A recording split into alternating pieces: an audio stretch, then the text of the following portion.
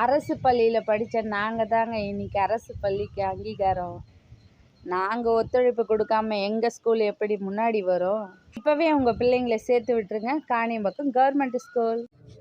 எங்கள் பசங்க 2 பேருமே காணியம்பாக்கம் ஸ்கூலில் தான் படிக்கிறாங்க.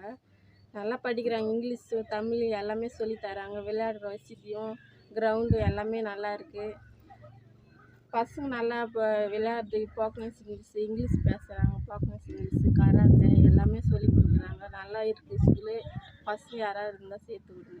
சீசேஸ்ல அவள் போய் சொல்கிறாள், யுகம் வியரார் நீ உன்னுடைய சிவி. முதல்ல எழுத்தெல்லாம் ஆதி பகவன் முதற்றே உலகு கற்றதனால் ஆய பயனென்கோள் வாளறிவன் நற்றால் தொழாரின்.